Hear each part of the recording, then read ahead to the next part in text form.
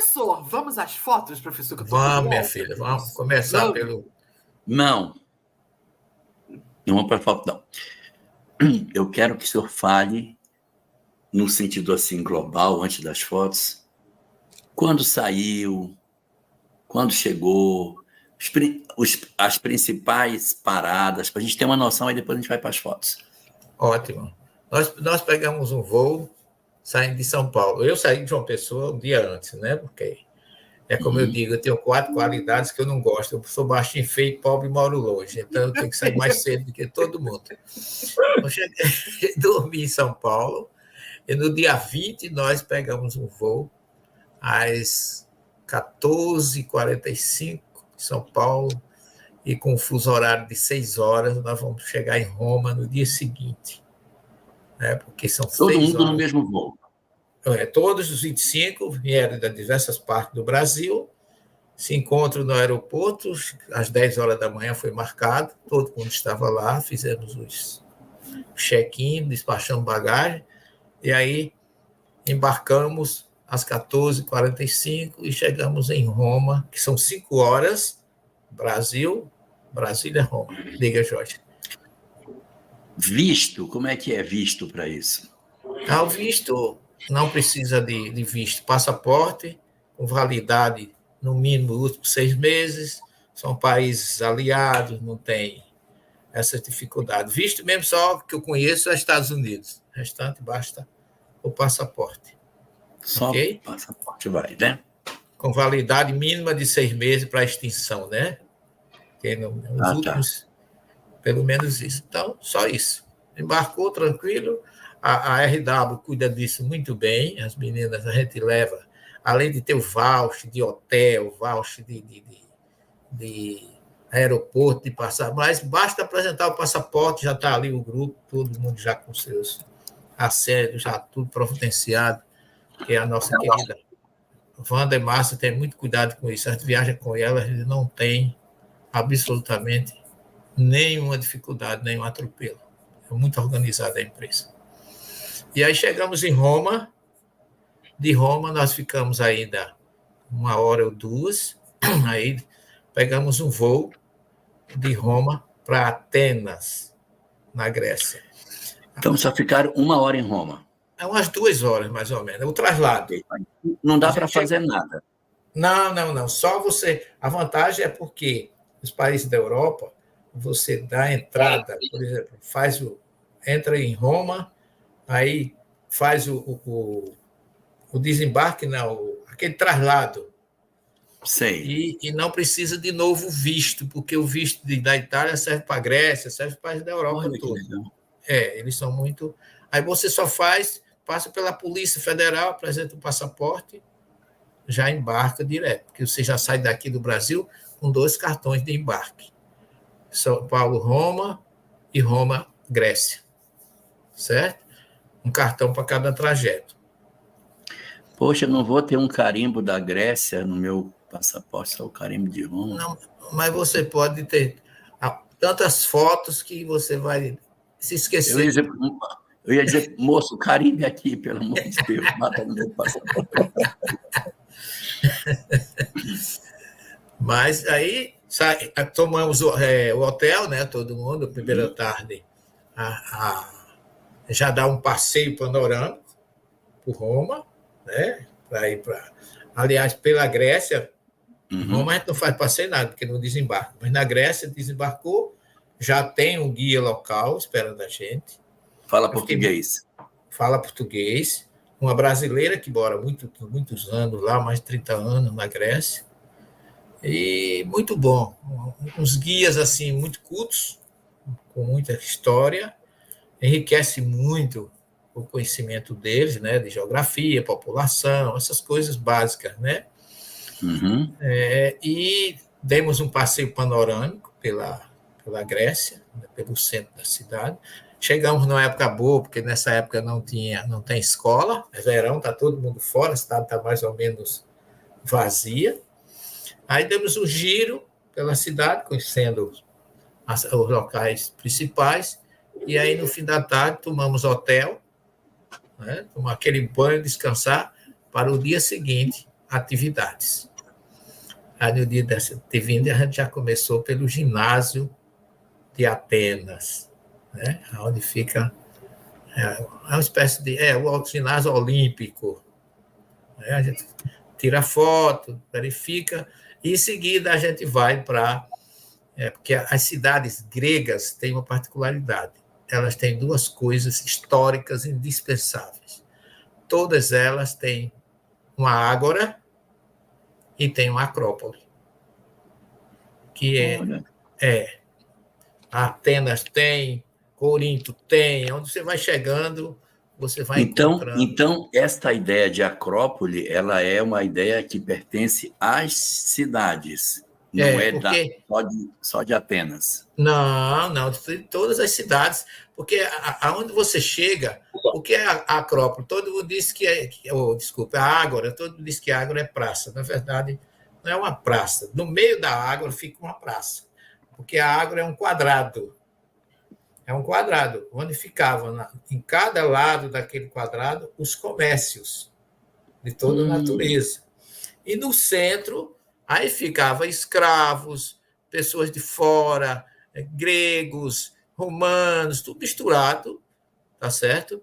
E ali tem umas coisas curiosas que você encontra nessas ágoras, as grandes histórias, né?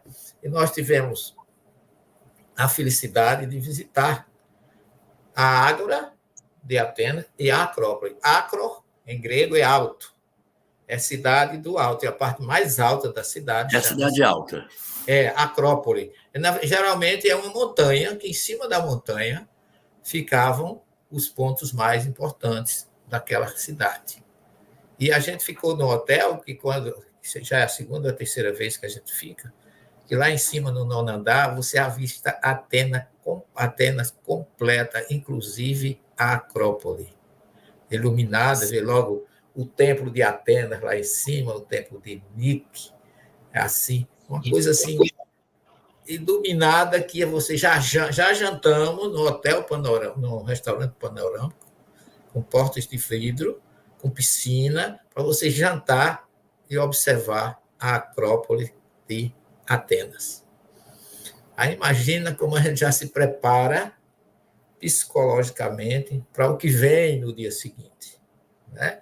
Aí vem uma série de coisas que vai entrando. Quando a gente conhece um pouquinho mais, você começa a misturar a história com a filosofia e com, sem sombra de dúvida, a figura de Paulo de Tarso, né? Que, transformado por Jesus, chega em Atenas, de uma certa forma, expulso, porque ele vinha de Tessalônica com aquela decepção, com a não aceitação dos seus conterrâneos. Ele, Silas e Timóteo, com uma espécie de eu não diria trauma, mas desânimo, tristeza, porque foi até preso, tudo aquilo que a gente sabe. Tessalônica não aceitou, em Filipos foi preso, e saíram quase que chutados e chegam em Atenas. E vamos ver o que é que Paulo, que se preocupa em levar Jesus para aquela cidade, o que é que ele encontra. Vamos lá, Denise. Coloca aí a primeira foto.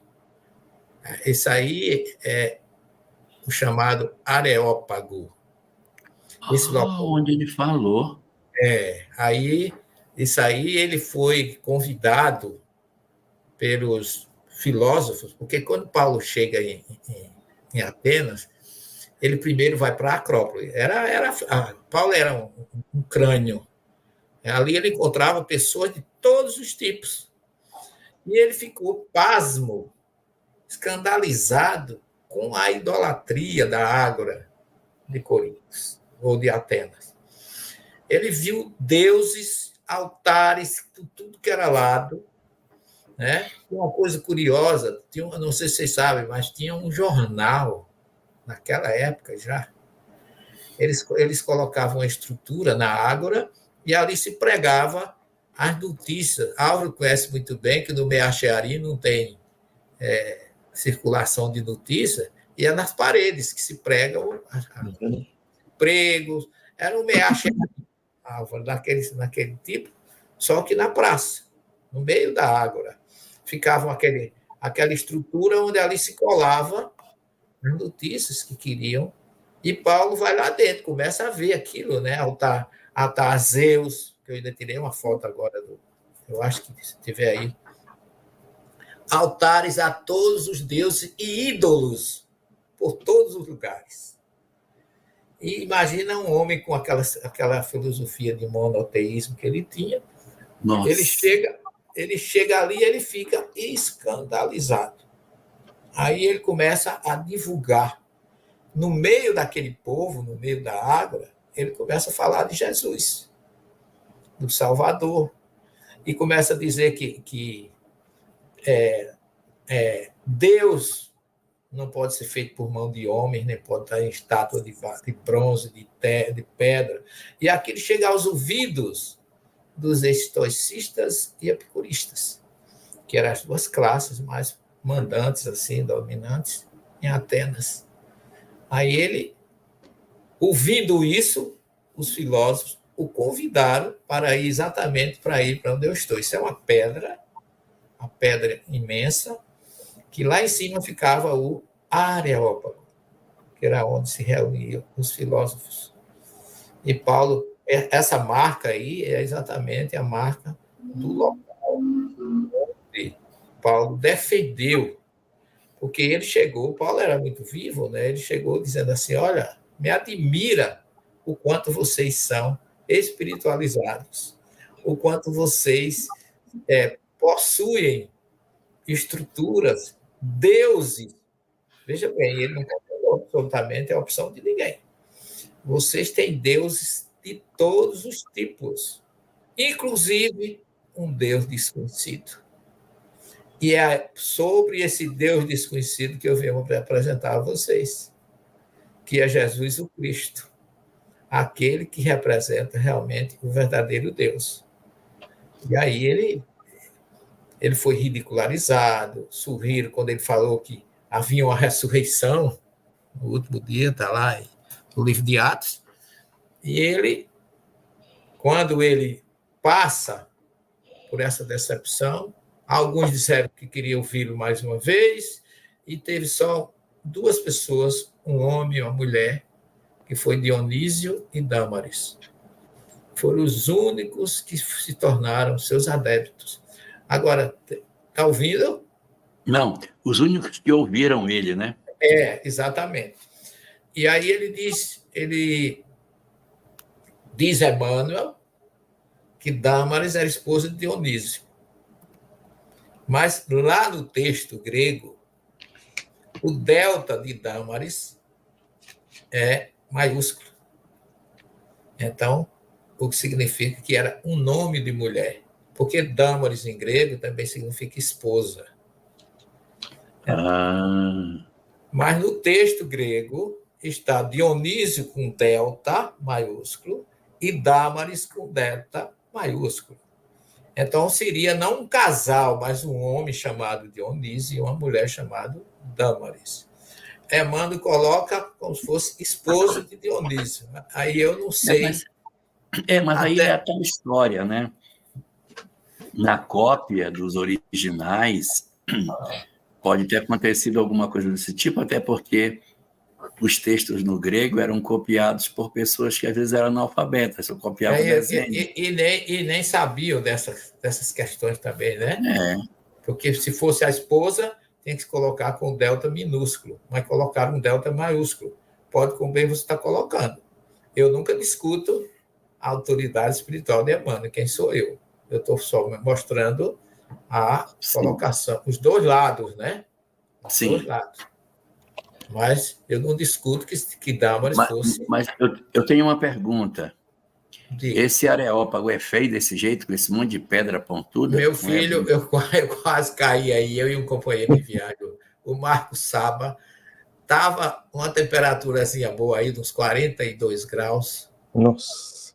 Quando a gente chegou aí, então, aí eu olhei para o céu, tinha um urubu voando com asa só, a outra era para se abanar, porque não aguentava de calor.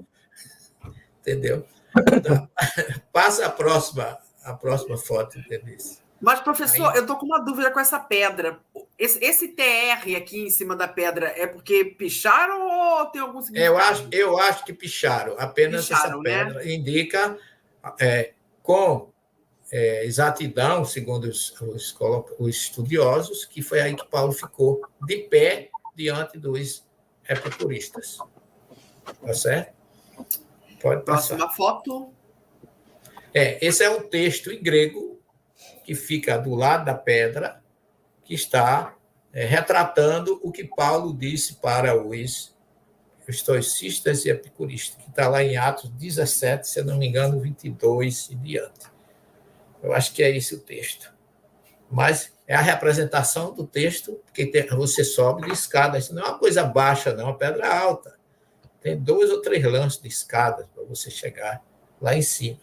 E o texto grego está assim meio borradinho, não dá para ler muito bem, mas eu consegui fotografar só para vocês notarem como o marco da história está bem retratado aí, tá certo? Passa, Denise. Não, aí já deu um pulo, essa foto está fora de foco. Isso aí já é a Ágora de Corintos. Mas Então, volta. Eu disse a você, começa o inverso, está faltando as fotografias do templo de Artemisa, de Atenas, de Nike. Aí não, aí já é Patmos. Você está começando do final, tem que começar. Eu disse a você, coloque a foto ao inverso do que eu lhe enviei. Pois é, eu comecei pelo final, aquelas ali são os Não, finais. vai começar pela. Não, aí é final. Isso aí a gente vai encerrar com isso aí. É final. É final, tem que começar do inverso. Inverta as fotos. Você começou. Aí eu tenho essa aqui. Aí também já é Corinto. Pois é, aí depois eu tenho essa Também é Corinto. e Vai essa. passando. Também Corinto. vou ficar com o meu olho fechado. Aí. Pronto. Isso aí é a Acrópolis de Atenas. Esse é o Partenon? É o Partenon, exatamente. Esse é o templo de Atenas. A filha de Zeus, que disse que foi engolida, e Hefesto abriu com o machado, de Zeus estava com muita dor de cabeça, abriu com o machado a cabeça dele e saiu a deusa Atenas. Então, esse é o templo dela. Tem outros? Deixa eu ver se eu entendi. O Partenon é o templo da deusa da sabedoria, é isso? É a deusa de Atenas, tem a deusa Nike, tem outros templos aí, tá certo? Eu imaginei que o Partenon era uma outra coisa, era um local como se fosse uma espécie de galeria de arte, onde eles... Não, mas sabe o que acontece? Partenon em grego significa virgem, porque ela não foi gerada por homem, ela é filha de Zeus, que abriu a cabeça dele e ela saiu daí. Então, por isso que se chama Partenon. Partenocarpia, por isso que muita gente não entende a questão do texto grego, às vezes, com relação à virgindade de Maria, que foi tirada mais ou menos disso aí. Mas Atenas é a deusa, filha de Zeus, a mulher mais poderosa que deu o nome a Atenas. A gente visita aí o museu, tem a história dela bem detalhada. É bom quem gostar de história dar uma lida sobre o nascimento de Atenas, que esse templo, diga. Pode entrar nele? Não, só olha de fora. Não, só vê de fora, só vê por fora. Essa é uma foto de um lado que eu tirei, depois tirei do outro. Aí de cima, isso é exatamente a parte mais alta de Atenas. Certo? Que fica. E essa calçada que está aí termina e vem esse monte de pedra aí. Isso aqui são ruínas de outras coisas da época grega. Essa calçada é só para a gente transitar, tá certo? Porque do lado de cá tem uma outra parte do Partenon, o Paternon, né? O Partenon, aliás, e também tem um pouquinho aqui à minha esquerda na foto, o templo também da deusa Nike, que é a deusa da vitória, que ela tem asas, que é a deusa das Olimpíadas, e que o inglês chamou de Nike, e tem até um tênis atlético com esse nome, né?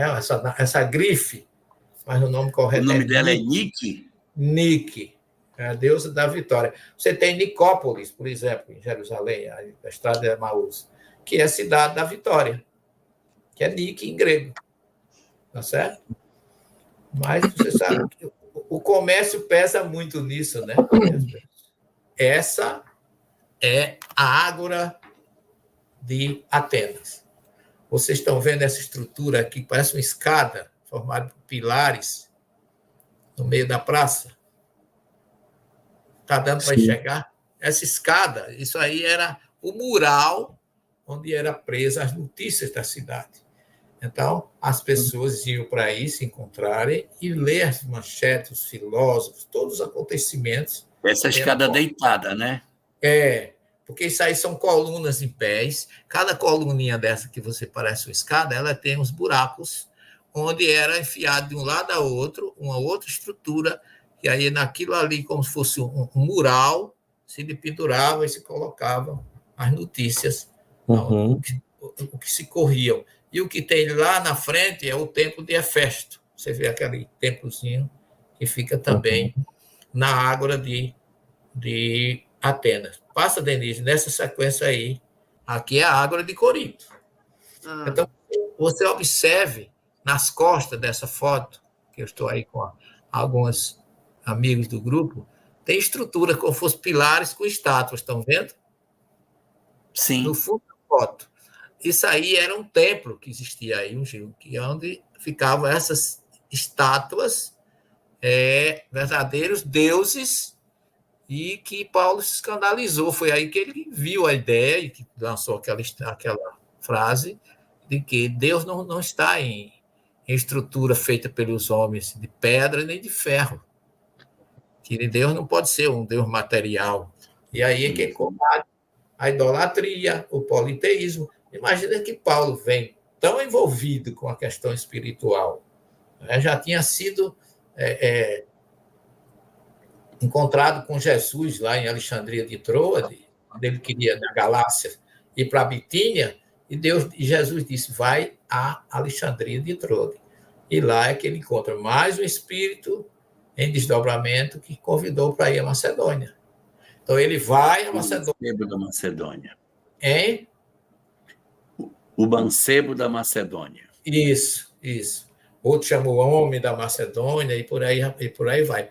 Então, lá na Macedônia, coitado, ele vai a Tessalônica, ele vai a Filipos, ele vai a Bereia, e aí ele tem muitas decepções, porque ele não encontrou acolhida nenhuma. Em Tessalônica, ele foi muito bem nas primeiras pregações, mas quando ele começou a envolver com a sua emoção, com o seu conhecimento, os judeus não gostaram. E ele foi praticamente expulso. Então, ele é preso em Filipos, depois de fugir. Os judeus ainda foram lá persegui-lo. Ele é preso. E aí é que ele está orando de madrugada, ele e Silas, preso pelas pés, pelas mãos, e cantando. E há um terremoto, a prisão cai. O carcereiro achou que eles tinham fugido, queria se suicidar, ele não deixou. Mas aí, quando souberam que ele era cidadão romano, pediram para que ele fosse embora. Ele disse, não, vocês me prenderam, eu vou sair daqui, mas vou sair com o direito que eu tenho de ser escoltado por romanos. Eu sou romano. E aí ele saiu, mas mesmo assim ficaram muitas coisas que Paulo não pôde dizer para os tessalonicenses. E é daí que ele praticamente foge, vai para Atenas e cai nessa idolatria que vocês estão vendo aí. Foi que, mais uma vez, ele se escandalizou. Aí, quando ele viu, depois do episódio dos epicuristas estoicistas, que ele foi ridicularizado, e ele ficou tão decepcionado com Atenas que ele não escreveu uma linha aos atenienses. Ele escreveu 14 cartas, né? Mas não tem uma linha aos atenienses. porque ele foi exatamente para a metrópole maior, né? Para onde girava filosofia, onde girava todo tipo de materialismo, muito. Aqui, nessa Ágora, tem um ginásio esportivo imenso, que era dos atletas, que naquela época só eram atletas os homens. E, segundo a história, todos corriam pelados e passavam aquele óleo no corpo para a competição. Então, Paulo encontra um ambiente assim, pagão, politeísta, idólatra. Então, para ele, foi a maior tristeza da vida dele, foi ter conhecido, eu acho, Atenas. Foi improdutivo, e ele ainda magoado e triste, porque não tinha respondido tudo que ele queria aos Tessalonicenses, ele deixou Silas e Timóteo e veio sozinho para Atenas. E aí, quando ele vê que não consegue nada aí é que ele vai embora. Aí ele sai daí e se muda para Corinto. Pode passar. Agora eu acho que a gente vai chegar em Corinto. Essa Ágora que está aí é de Atenas ou Corinto? Atenas. Isso é Atenas. Aí, né? É Atenas. Todas essas estátuas, inclusive aqui na cabeça desse senhor que está junto de mim, aí por trás, aí ficava o templo de Zeus, o altar a Zeus, o mais importante da Ágora. Que eu fotografei mais que. Olha aqui, vocês estão vendo os ídolos, olha. Uhum. Não, e é interessante, professor, porque quando a gente aumenta, porque aqui não dá para fazer isso, mas quando a gente aumenta, a gente vê nitidamente, aqui, por exemplo, nessa primeira que está aqui, é um corpo, né? É, exatamente. É um corpo. Aquela segunda tem até cabeça, porque essa primeira tem cabeça. Mas a segunda a gente vê direitinho. Isso aí eram os ídolos, né? Os deuses, que eram muitos, né? Imagina Paulo chegando num lugar desse, com todos os problemas, coitado, que ele trazia de decepções lá de Tessalônica. Inclusive, esse primeiro está pelado, né, professor? Tá, era misturava-se tudo isso, né? Mas a beleza estética do corpo era muito valorizada, né? Era cultuado, né? Então, tudo isso aí que vocês estão vendo é uma parte da Ágora de Atenas. Vocês estão preocupados com uma coisa e eu com outra, né? Cabeça de engenheiro, eu estou aqui pensando como é que botar essa estátua aí em cima. Como é que carregou para aí, sabe? Boa pergunta, Elahá. Boa pergunta. Isso aí eram os portais da entrada de ginásio, de templos. Aí tinha altar. Devia ser muito mais alto, né?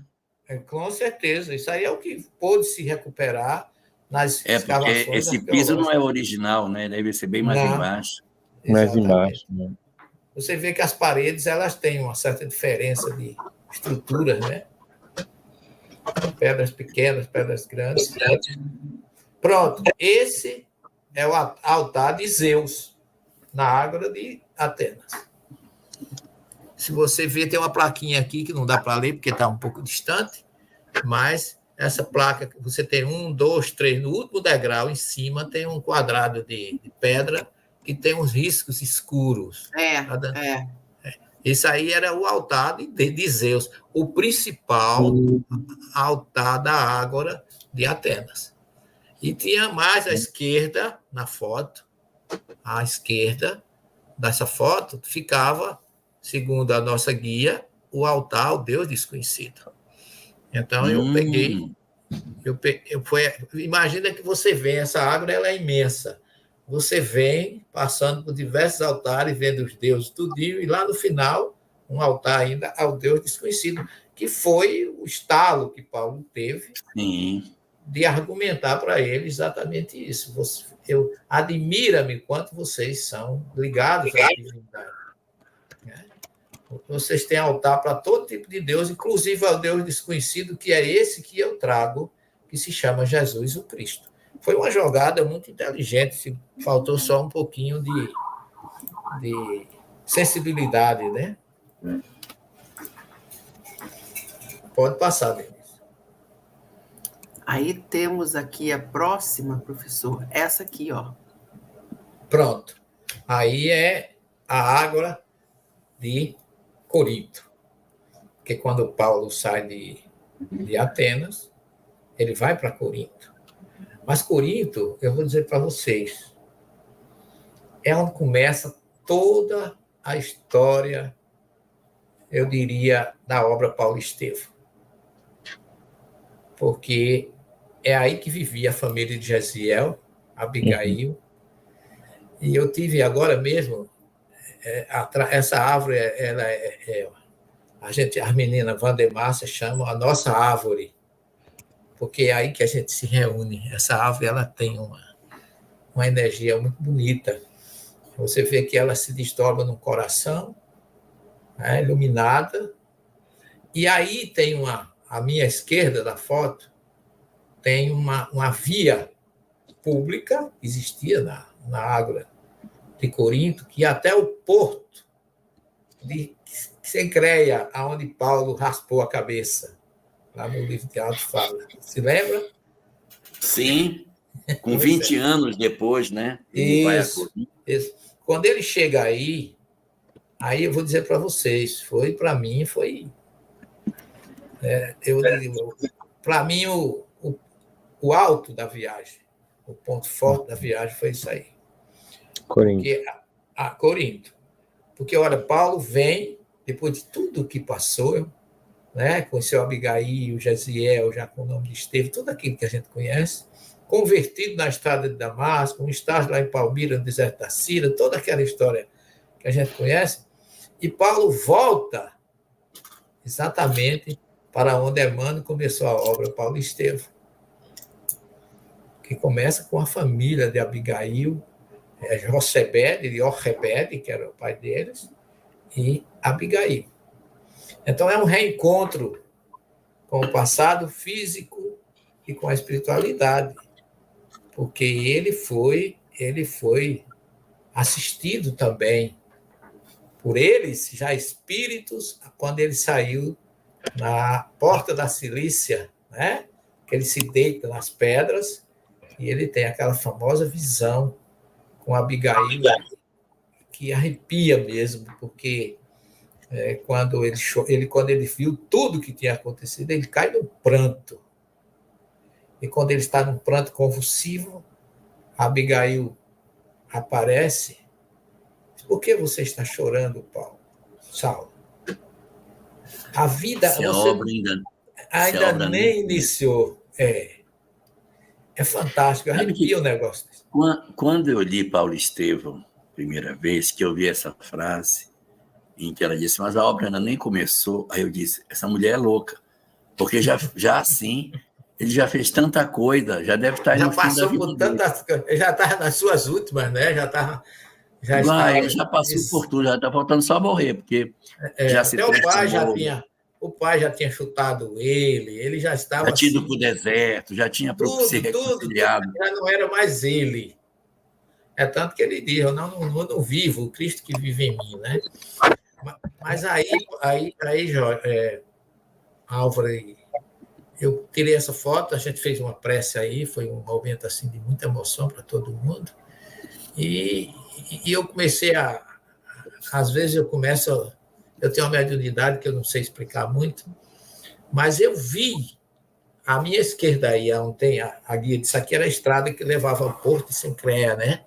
Onde Paulo recebia as coisas, onde embarcou. E vocês acreditem que eu vi a estrada como era e vi o sítio de Abigail, de Jesiel e de Jochebed, o pai deles.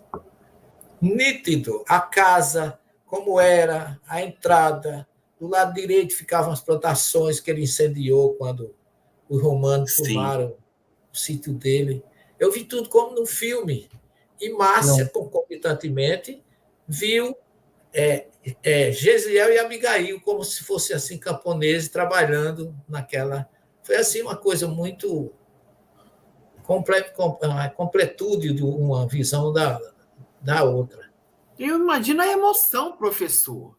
Minha filha, é descritivo. Aqui por trás fica uma igreja ortodoxa em homenagem a Paulo. Nossa. Corinto é assim um marco espiritual na vida de Paulo, de Jesus e da nossa, não é? Porque é um legado de incentivo, e você chega num lugar desse que não tem, do ponto de vista material, não tem nada, e tem uma espiritualidade tão forte. Paulo se encantou tanto com Corinto, porque quando ele chega aí ele sem saber o que fazer, aí chega Silas e chega Timóteo. Quando ele pensava que a igreja de Tessalônica estava se acabando, diz que a igreja estava crescendo abruptamente, e Paulo ficou felicíssimo, e aí ele começou a receber convites, notícias das comunidades pedindo a presença dele com urgência, tem muita coisa para resolver. E ele, naquela ansiedade, sem saber o que fazer, porque a Grécia é um país que tem 8.000 ilhas, um país que tem 6 meses de inverno. Imagina para transportar. A gente tem época do ano que a gente agora estava acabando o período de navegação, porque agora vai entrar a época do frio, do gelo. Ninguém consegue mais ligação de uma ilha com a outra. Então, imagina como é que Paulo podia dar conta disso tudo, do que ele tinha feito. Aí Jesus apareceu a ele e disse: olha, Paulo, não é necessário você ir fisicamente. Você pode levar o que eles estão precisando através de mensagens. Sim. E aí surge o mais antigo documento do Novo Testamento, a primeira carta de Paulo aos Tessalonicenses. Stop. É o documento mais antigo que se tem? No Novo Testamento antes dos evangelhos. Porque isso era pelo ano... Paulo chegou aí em 51, 52. A primeira evangelho que tem notícia, que é o de Marcos, é do ano 60. 60. Tá certo? Então, Paulo tanto escreveu 7 cartas, como também não tem as cartas dele, não tem a característica dos evangelhos. São cartas de admoestações, conselhos, exortações, testemunhos. Quer dizer, é uma literatura completamente atípica e a mais antiga. Então, a primeira, aí que ele escreve a primeira e a segunda carta aos Tessalonicenses, onde ele começa o seu registro de notícias e auxílio às comunidades por ele fundado, que não eram igrejas, como muita gente pensa, eram comunidades. E aí, em Corintos, Paulo encontra tudo que ele precisava. Um casal, Áquila e Prisca, ou Priscila, que eram judeus, tinham sido expulsos pelo imperador Cláudio de Roma, que expulsou todos os judeus. Porque a vontade deles era pregar em Roma, né? Exato, exatamente. Mas ele estava tendo dificuldade. Aliás, a carta mais longa dele é Romana, né? Que é a carta que, pela ordem que está no cano, é a primeira, mas não foi a primeira. A ordem das cartas no cano de Paulo são diferentes da ordem escrita. Mas ele encontrou Áquila e Prisca, que o recebeu, eram, igual a ele, construtores de tendas, foi quem deu todo auxílio a ele. Ele teve um problema aí também aí com os judeus. Foi em Corintos que ele rasgou as vestes e disse: a partir de hoje, não prego mais para judeu.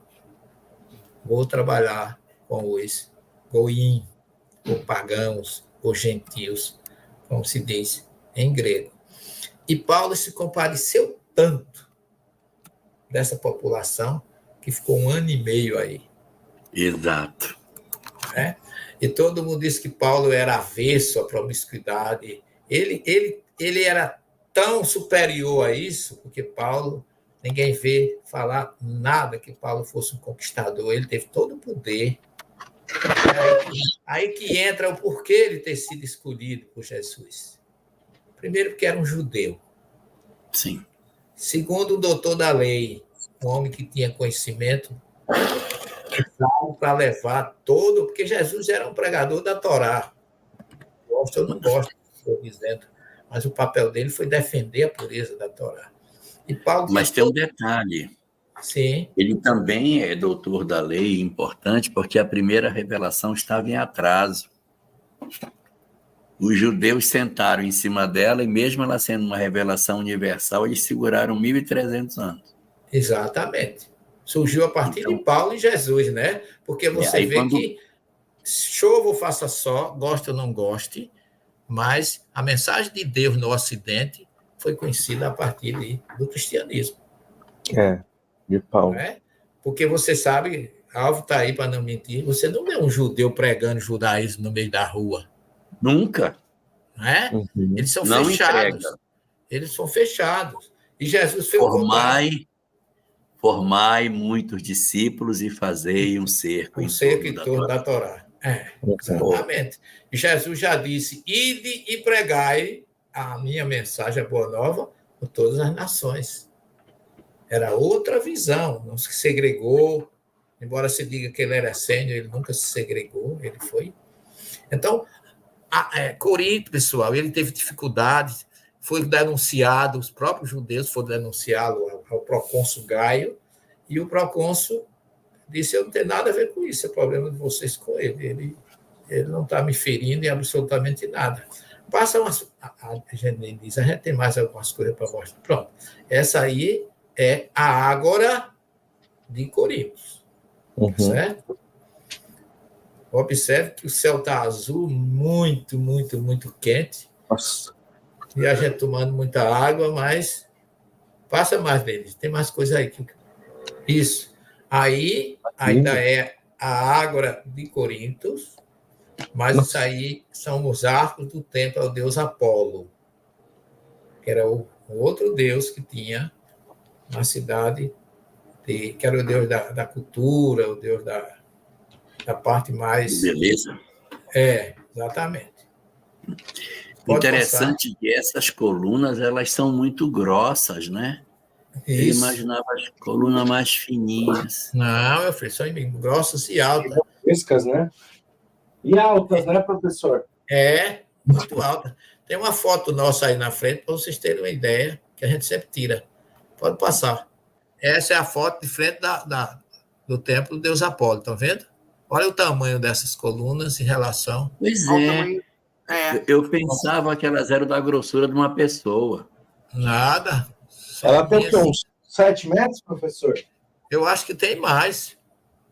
Elas são quase da minha largura. São imensas. São imensas. Não dá para abraçar. Não, nem pensar. Não dá para abraçar. É da minha cintura. Da distância, né? Você vê que a fotografia não passa do térreo, dos degraus das colunas. Vai outra, Denise, que ainda tem coisa interessante. Pronto. Essa é a Acrópolis de Corinto. Estão vendo lá em cima? Nossa, que linda, né? Linda. Não, peraí, eu me perdi aqui. A Acrópole é essa construção aqui na frente, antes do cipreste, ou esse negócio lá no fundo? A Acrópole é aquela rocha todinha lá nos fundos. Ali ficava... Eu ia ficar sem discutir nada, porque se eu fosse subir essa ladeira aí para poder conversar com os outros, eu ia ficar em casa, ó. Isso aí era o templo da deusa Artemisa. Deusa da caça. Não, ela era a deusa da promiscuidade. Tinha as sacerdotisas de Corinto, que tinham esse templo, tinham mais ou menos 2.000 sacerdotisas, que desciam no final da tarde para se prostituir no porto de Corinto. E elas tinham escrito debaixo do sapato delas, onde elas passavam, siga-me. O sapato dela deixava no rastro, siga-me. Sabias que aquilo era uma sacerdotisa candidata à promiscuidade com os marinheiros, com as pessoas que chegavam, que era uma cidade muito procurada para esse fim. Por isso que Paulo diz na sua carta aos Coríntios, e alguns teólogos dizem que o verbo corintianizar era sinônimo de promiscuidade. Foi aí que Paulo diz: eu preguei para ladrão, transgressor, promíscuo, idólatra, politeísta. Ele encontrou aí um campo de necessidade tão grande que ele ficou 1 ano e meio em Corinto. Por isso que ele colocou a frase: tudo me é lícito, mas nem tudo me convém. Exatamente. Nem tudo me convém. Porque aquilo era muito lícito para todo mundo. Era comum que houvesse aquele estilo, mas você sabe que Paulo teve uma vida de uma pessoa, ele foi casto, Paulo era um homem casto, puro. Agora tem um detalhe, né? Essa cidade cheia de tanta promiscuidade, tem todo esse papel, é a cidade de Jezreel e de Abigail, né? Engraçado. Isso. Porque também era a cidade onde se ia procurar os sonhos, né, professor? Isso. Era. Corinto era uma cidade muito rica, né? Muito rica, porque tinha 2 portos, né? Ela tinha 2 portos. Um é Cancré, o outro eu não estou esquecido o nome agora. Mas a Artemisa era também a deusa da caça, como falou o Jorge, mas também era da vida selvagem, da castidade e dos nascimentos. Então, elas aproveitavam como sacerdotes, né? E você observa que é o mesmo estilo lá de Atenas. Tem a Ágora e a Acrópole lá em cima. Era onde ficava o poder, vamos dizer assim, espiritual. Canal de Corinto. Aí é o canal de Corinto. Esse canal... Que beleza, hein? Ele tem 6,3 quilômetros de extensão, 22 metros de profundidade. Nossa. E esse canal, ele liga o Mar Jônico ao Mar Egeu, diminuindo 440 quilômetros para fazer o contorno, quando não tinha esse canal. Aberto no braço. Eu acho que foi, né? Pelo que você está vendo, um canal. Agora, tem uma curiosidade. Esse canal, ele tem uma ponte no término dele, que essa ponte, ela não ergue-se para o barco passar debaixo. Ela imerge. Então, ela imerge uns 20 metros para baixo e as embarcações passam por cima. Aquela ponte ali, de... Não, essa é outra ponte. É uma ponte que tem no final. Não é essa. Ah, tá. Ela fica ao nível da água, do lado daqui onde eu tirei a foto, que é onde passam os carros, onde passam as pessoas transitam. Quando essa ponte emerge, começa a chegar pessoas com balde, com sacola, como é que eu diria? Bolsas de palha, essas coisas, esperar que a ponte volte para o lugar. Porque quando ela emerge, de lá de onde ela vem, da profundidade, ela vem cheia de peixes. E as pessoas enchem as bacias sem nenhum esforço. Socorrem as vítimas e vão para casa preparar o jantar, porque o peixe já está ali facilmente de se pegar. Eu achei isso assim uma coisa... Fantástico. Fantástica. Genial, né? Pode passar. O senhor chegou a ver a ponte? Cheguei.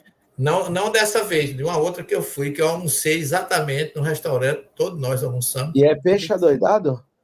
Muito peixe. O peixe ficou pulando em cima da ponte e o povo Meu Deus. Pegando e botando nas bacias, em qualquer vaso que possa conter os peixes. Que legal, hein? É muito interessante. E essa aqui ainda é a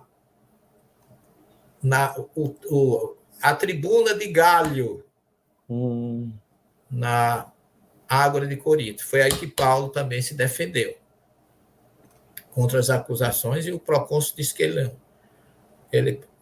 as palavras que ele estava dizendo não feria em nada ao Império Romano. Quiseram jogá-lo contra o Império Romano, né? Os próprios judeus aí da cidade. E aqui é onde era a tribuna, chamada Tribuna de Gálio, o procônsul. Ali é mais uma foto do templo de Apolo, né? Pode passar. Eu dei uma pesquisada aqui, professor. Sim. E o canal de Corinto foi construído no século XIX. Foi 1881. 81. É. Olha só. Quem que é o George Clooney? Gente. Olha, isso eu considero a coisa mais bela que eu vi no Mar Egeu, essa ilha. Que coisa linda. Essa ilha... E paisagem. É a paisagem.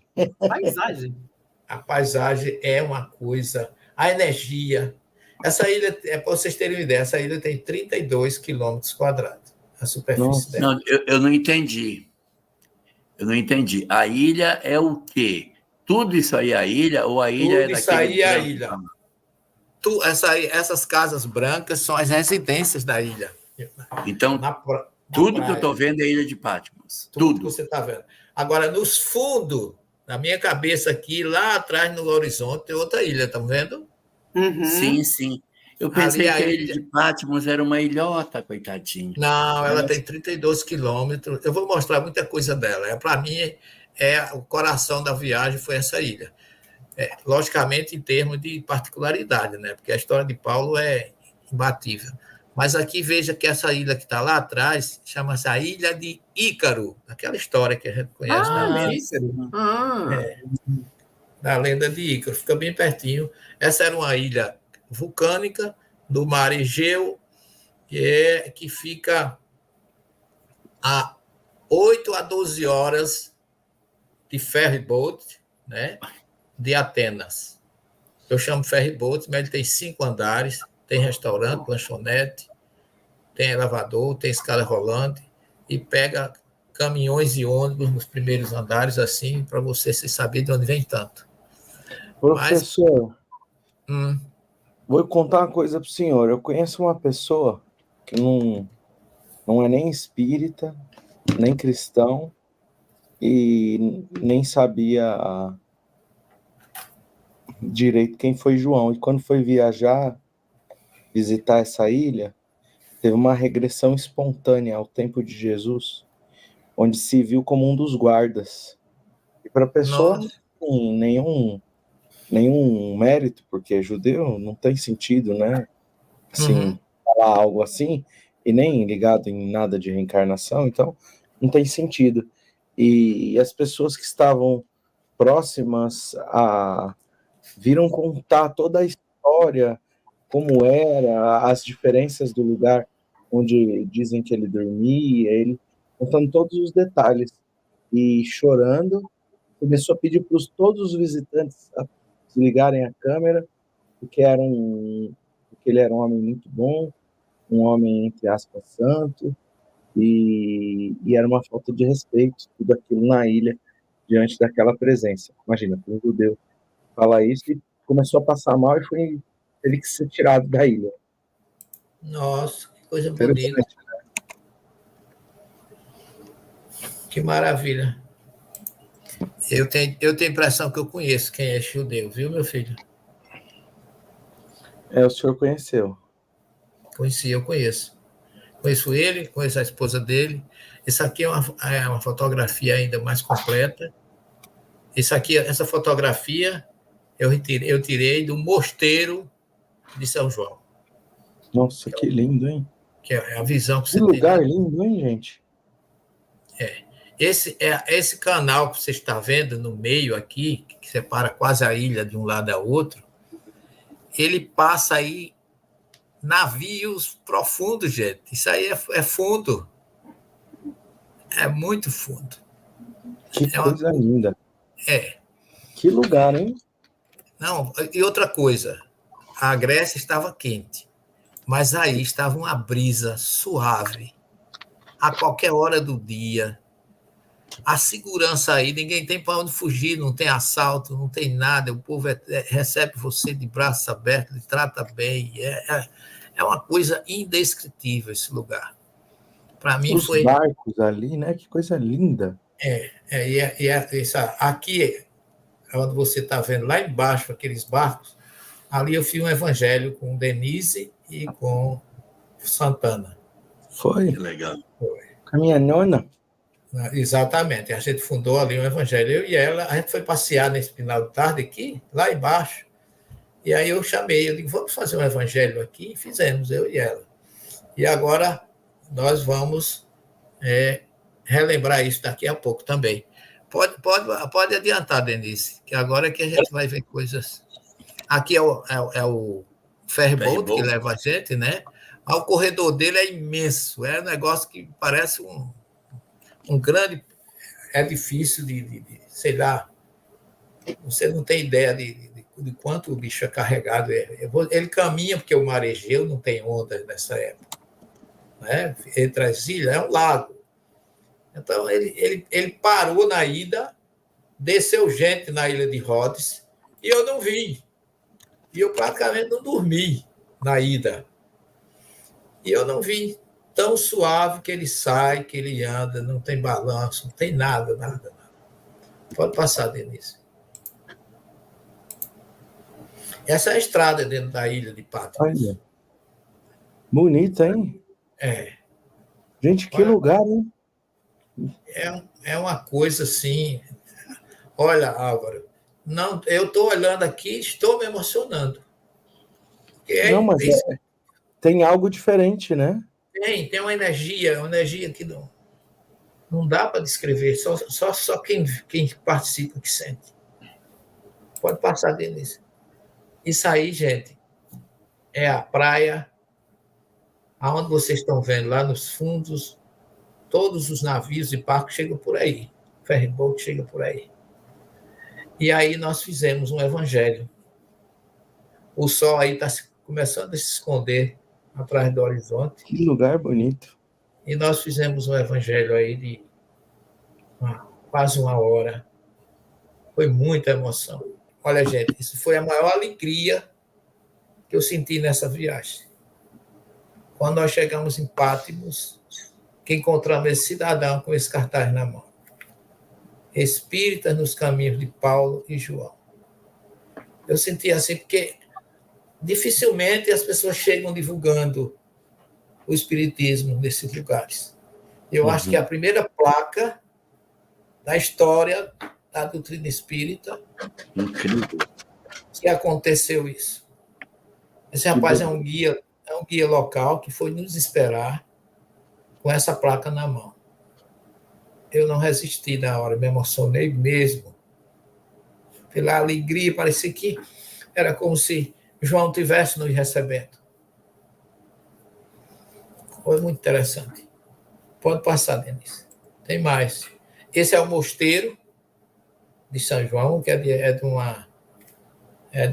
porque nessa região da Grécia todinha, as igrejas que mandam são as ortodoxas gregas, né? Não vi igreja católica, e porque os gregos eles são muito fortes nisso, né? É um grupo que tem muita força e é muito respeitado. Pode passar. Agora, que beleza é isso aqui, professor? Nossa. Meu Deus, que coisa mais linda isso. Isso é um altar da igreja, do mosteiro de João, na ilha de Patmos. A igreja ortodoxa grega. É uma maravilha se ver. Uma energia também muito. Dessa vez, umas vezes que você vê o estilo, né? Cheio de castiçais, dessas. Eles têm muito ovo de avestruz de pendurado nas lanternas dele, no azeite, que tinha muito antigamente. Para o rato não ir beber o azeite da lanterna, aí eles botavam aqueles ovos, que aí ele caía, ele não conseguia passar. E as pinturas também no teto, né, professor? É muito interessante. Tudo. Porque eu aumento a foto, dá para ver muito mais. É lindo isso. É tudo escrito em grego, né? Tudo é escrito em grego. Aí é a fotografia da igreja do mosteiro.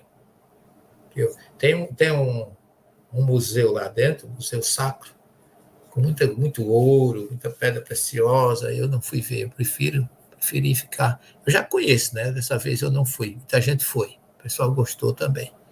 E o interessante que eu achei dessa foto, que quando a gente amplia, dá para ver melhor, logo depois que termina essa pintura do teto, aqui embaixo é uma coluna que tem um monte de foto também, né, professor?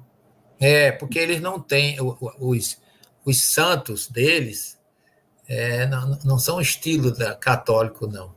São ícones, né? São ícones. Ícones. Iconoplastia. Iconografia, né? Iconografia. Que surgiu, por sinal, na cidade de Cônio, na Turquia, que você teve lá. Uhum. É daí que vem. E aí o pergaminho vem de Pérgamo, também, que é outra cidade de origem grega. Pode passar dentro disso. Aí, olha, sinceramente, aí é para a gente se derreter feito manteiga. Essa é a famosa espelho, né, caverna ou gruta de Patmos. De João. Onde João se deitava, você vê ele deitado. Ele tinha um discípulo que acompanhava ele, Prócoro. E aqui eu tenho essa grade, esse quadrado, ele deitava ali a cabeça e tem uma marca na parede, que é onde ele colocava a mão quando ia levantar. E aí, esse lugar que disse que não era, que essa pessoa falou, não é aí, era em outro lugar, ele apontou outro lugar. Foi, né? Eu não sei, né? Eu não estava presente. Talvez ele estivesse falando que não era aí, com relação ao local onde ele ficava deitado. Deitou, né? A cabeça, né? É possível que fosse isso. Aí a visão dele aí, ele fala que eu fui levado, né, no dia do Senhor, e todo mundo acha que foi um domingo. Mas, como era um judeu falando de outros judeus, eu acho que isso aí foi um Shabat. Uhum. Porque o judeu pode chamar o Shabat dia do Senhor, não é? Porque é o principal dia. Então, ele disse que ouviu uma voz que dizia: tudo que vedes e ouvires, escreve e envia às 7 comunidades da Ásia Menor. E aí tem essa famosa, esse famoso ícone aí,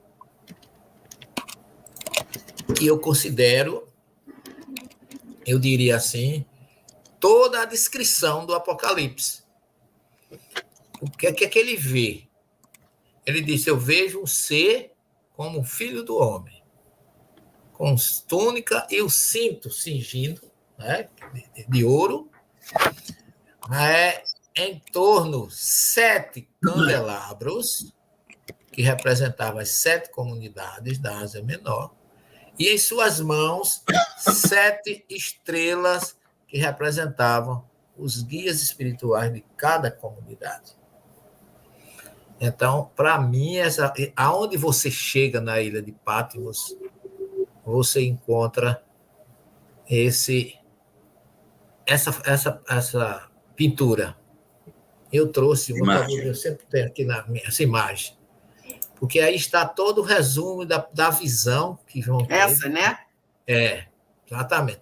Isso aqui, gente, essa foto eu tirei de um pintor local, o cara estava lá expondo, isso é o quadro dele. Nossa, que bonito. Eu falei com ele, parabenizei pelo trabalho, porque ficou E ele vendia?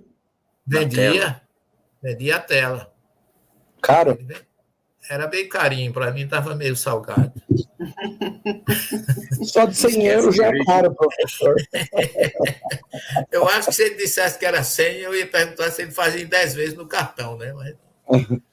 E o interessante é que são 10 anjos em volta? São 7, né? São 7. 7? Que são cada um é o representante de cada uma das comunidades. Como a igreja, cada um é uma igreja. 4 à direita da mão e 3 nas costas. Eu pensei que em cima tivesse mais em cima, então também não tem. Não tem. E você vê embaixo os candelabros, né? São 7. Os 7 também. São 7.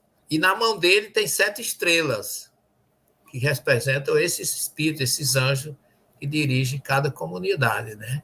Éfeso, Esmirna, Tiatira, Sardes, Pérgamo, Éfeso, Laodiceia, que é a última, né? E Filadélfia, né? Filadélfia, professor, que é ele andava com 2 soldados? Andava com 2? Com 2. Mas disse que depois os soldados soltaram ele, porque não tinha como fugir daí, né? Não tem como você sair daí. Diz que mesmo quando ele foi liberto, né, aos 95 anos, há muita divergência de idade. Mas disse que foi o ano 95 que Domiciano morreu, então tem muita lógica que isso tenha sido, né, quando ele foi liberto. Ele pegou um barco para voltar para Éfeso. E o barco naufragou, acreditam? E ele se salvou agarrado num toro de madeira e foi sair em Mileto. Meu Deus. Com 95 anos. É uma criança mesmo. Era um menino. Se tivesse a minha idade, ele não se salvava, não. Coitadinho. Ele não ia conseguir nadar lá. O braço. Só com o braço não nada. Um braço só não dá. Ele tem que estar com uma boia, aquelas boias de braço, aí eu pulava. Porque aí dava para botar a boinha nos dois, um em cada bracinho, né? Agora, professor, peraí, deixa eu tirar essa foto, porque agora as fotos acabaram. Mas tem um vídeo. Temos um vídeo. Ó.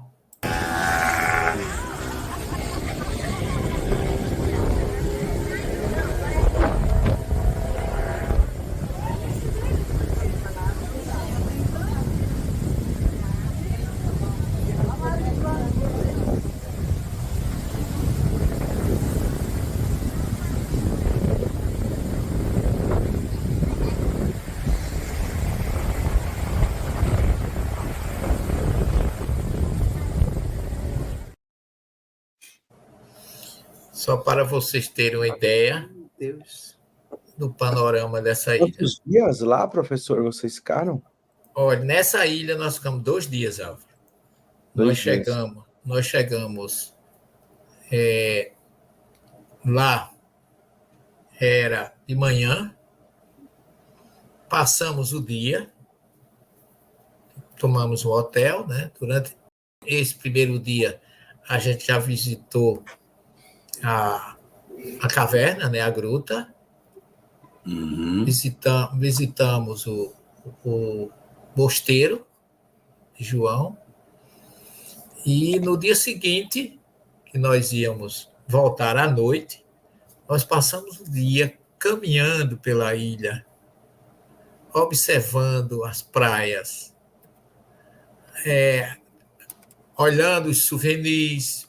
Eu gosto muito de ver aquelas coisas inerentes à história, e fizemos o nosso evangelho de encerramento na parte da tarde, que foi assim o ponto culminante com todo o grupo, né, pessoas que desceram. Eu mesmo fiquei lá e terminei, porque a areia da praia não é areia, ela é um pedregulhozinho fino, e eu ainda fiquei ali um tempo apanhando pedrinhas, voltei assim à minha infância, para sentir. E fiquei imaginando o seguinte, pessoal, durante o Evangelho, porque diz a história em Miramês que João conversava com os peixes ali às margens, né, daquela ilha.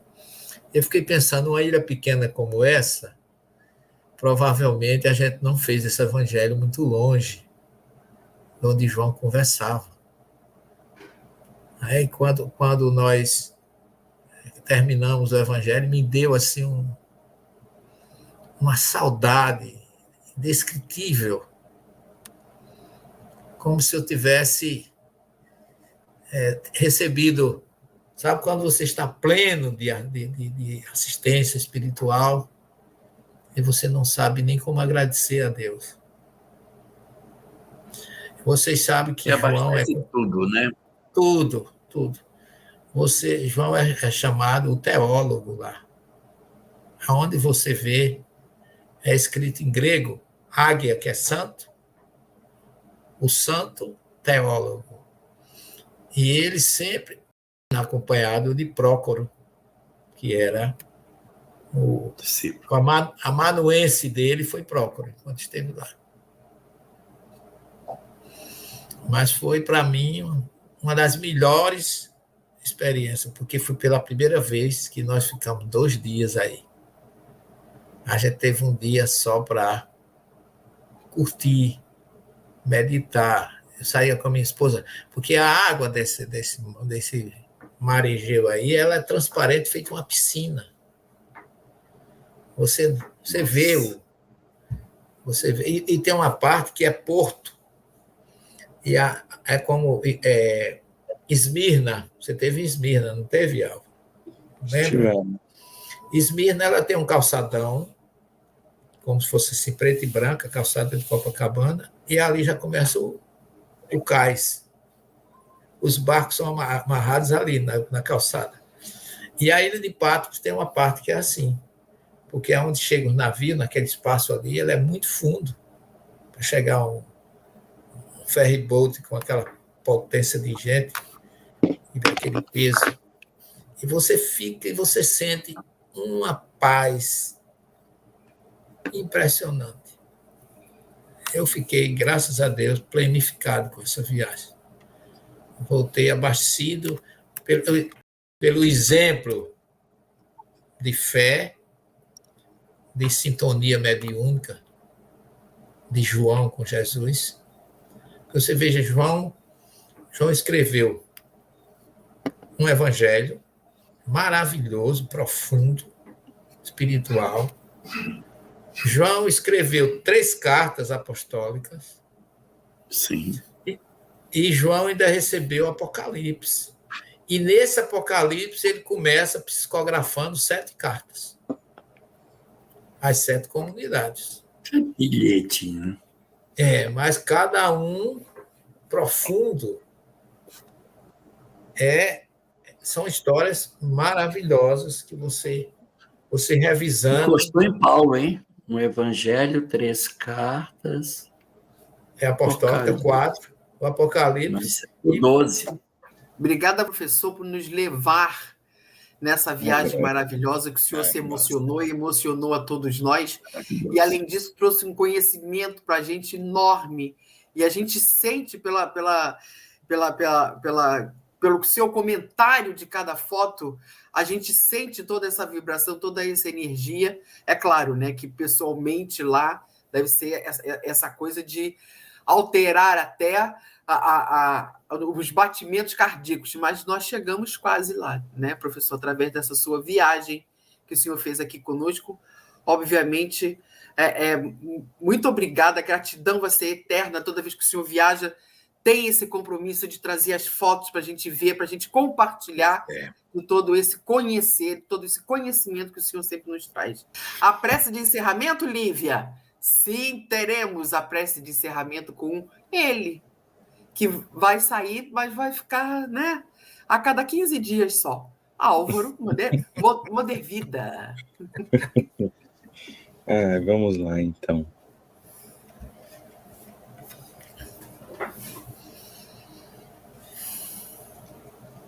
Sempre agradecidos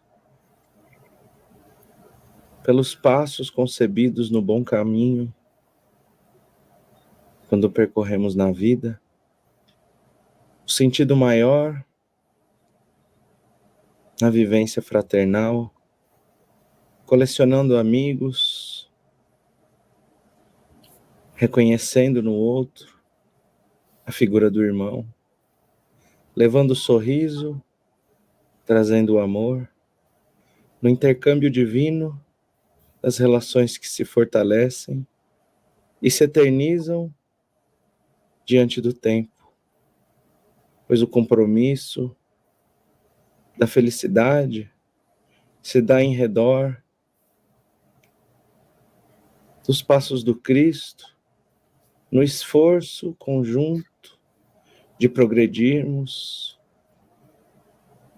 dividindo o conhecimento, apoiando um ao outro diante do sofrimento e sempre expandindo a família espiritual com aqueles que chegam ainda com as marcas do sofrimento e da dor, onde socorremos uns aos outros, no pranto, na desesperança, nas dificuldades, vivendo o Evangelho e trazendo para o nosso entorno, nas nossas vidas, na convivência fraterna, o Espírito do Senhor, que assim pede que nos amemos uns aos outros, que sejamos felizes e que jamais deixemos com que nenhum de nossos irmãos permaneça para trás, pois se a vontade do Cristo é que todos possam ser socorridos. O convite é imediato para que nos tornemos socorristas, para que nos tornemos fraternos, para que vivamos o Evangelho hoje, sob a luz da doutrina divina e sagrada, dos Espíritos que se aproximam, nos inspiram, nos intuem e jamais deixam com que os laços aqui vividos se rompam na partida da vida para o plano espiritual. Sempre uma felicidade demasiada estar com vocês, meus amigos. Um abraço e boa noite.